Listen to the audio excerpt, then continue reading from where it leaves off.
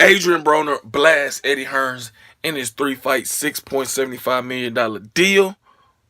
And Robert Easter Jr. appears to have aligned himself with Kevin Cunningham ahead of his huge lightweight unification bout against WBC lightweight champion Mikey Garcia. What's good, YouTube? It is your boy Big Cool coming to you from Colossal Sports TV, and I am back to talk some boxing.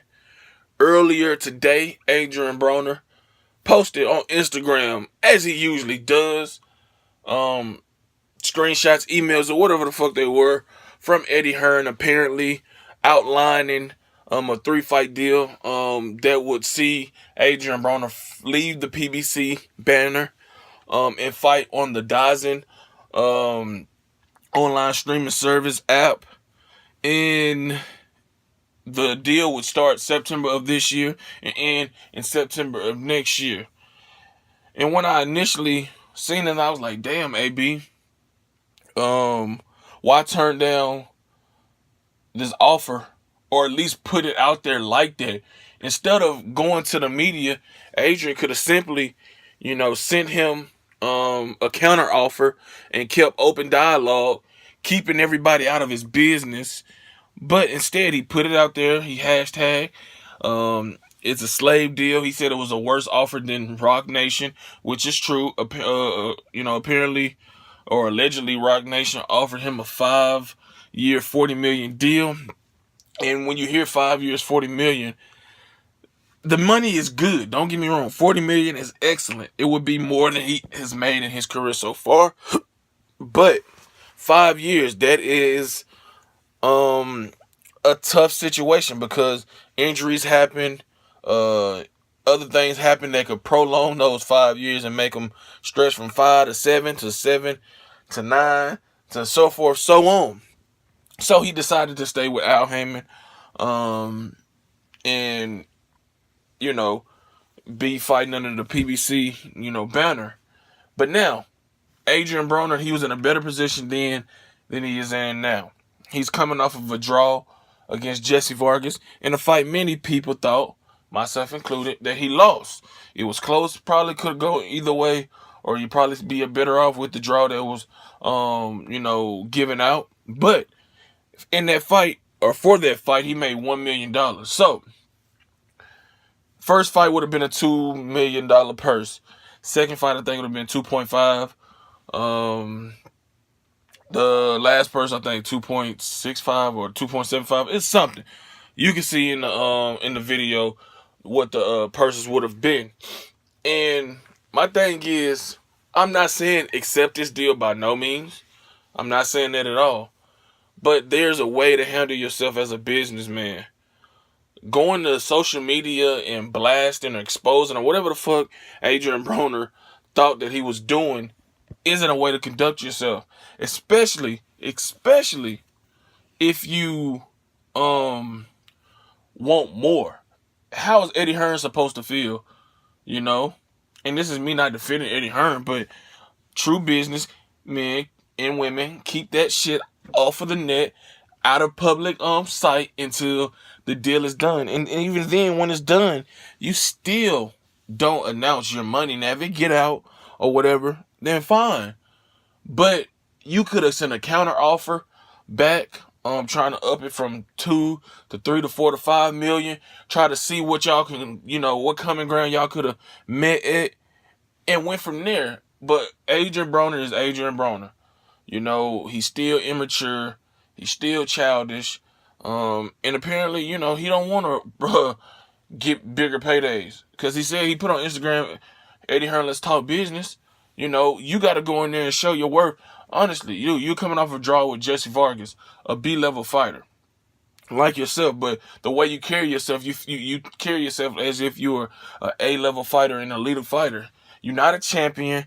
You got 3 losses on your record to Maidana, Porter, and Mikey Garcia. A lot of people feel you're overrated, overhyped. And yes, you're a great self-promoter. You can drum up interest in your fights. People will spend the money to come see you fight or watch you on TV. So I give you that. But you got to be realistic with your demands. You can't be demanding $10 million a fight when you're not even a fucking champion. You know, you haven't been consistent since you left fucking lightweight. You know what I'm saying? And that was years ago when you was at your peak, at your best, dominant. You haven't been that Adrien Broner for a while now. And now you fucking carrying on like this and making, you know, Eddie Hearn's offers public to you. I mean, public to everybody else for them to see.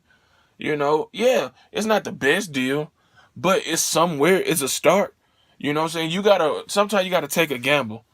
You know what I'm saying? You gotta believe in yourself. You gotta take that shit, and then you be successful in those 3 fights, and you never know where you can end up. You gotta gamble on yourself, or like I said, renegotiate, get something that you feel comfortable with. Maybe you wanted 10 to 12 million over a 3 fight span. You know, boom, I understand it, but instead of, you know, trying to talk to Eddie Hearn, trying to see if he could go up on that number, you decided to blast him and put all this shit out. Not saying that, you know, it wouldn't have got out eventually, but you're supposed to let the shit play out. You know what I'm saying? And not just quickly run to the media and tell your business and say all this extra shit until everything is final. Until y'all either come to an agreement or y'all agree to go to separate ways. But this is how Adrien Broner carries himself, you know, and I don't know what he's gonna be making in his next fight, who he's gonna be fighting, whether it's a rematch with Jesse Vargas or whoever it may be. But I know that I don't think he's gonna be getting no $2 million purses no time soon, unless he fucking plan on going up to 154 or it's a fucking huge fight that, you know, brings him big money. And I don't see a huge fight on the horizon for him, especially with him not being a champion. But let's go to the next topic. Somebody who's a champion, one of Adrien Broner's closest friends, little bro, IBF lightweight champion, Robert Easter Jr. posted a pic on Instagram with Kevin Cunningham. He was in Florida. Apparently, he's brought in Kevin Cunningham as his new trainer. His dad, Robert Easter Sr., used to be his trainer. I don't know if he's gonna step back and be the number 2 guy or how that's gonna play out. But Gervonta Tank Davis and Adrien Broner are both promoted by Kevin Cunningham, who's a very good trainer. He also trains former, you know, junior welterweight and welterweight champion Devin the Great Alexander. And it's going to be interesting to see how well Kevin Cunningham and Robert Easter Jr. can mesh, especially, you know, 2 months out from the biggest fight of Robert Easter Jr.'s career. You know, he's going against Mikey Garcia, who's undefeated, who beat up his big bro, and a guy in lightweight who's just coming down from winning the IBF junior welterweight title. He's the overwhelmingly favorite in this fight, although Robert Easter Jr. has all the skills in the world, and he has the physical advantages by being 5'11" with a huge reach advantage. He's not disciplined. He loses focus throughout the course of a fight. When I say he's not disciplined, it's not that he doesn't come in and shave. He doesn't make weight. I'm talking about in the fight, in the actual fight, he's not disciplined enough to, you know, stay the course, use his physical advantages, use that jab, use his height, use his reach, athletic ability. He gives up his height. He fights down his competition. And, you know, he makes himself easily hittable. And I think that Kevin Cunningham is a very good trainer. I think he did some improvements with Adrien Broner. I think he did some improvements with Gervonta Davis. And I think he'll be able to do some improvements with Robert Easter Jr.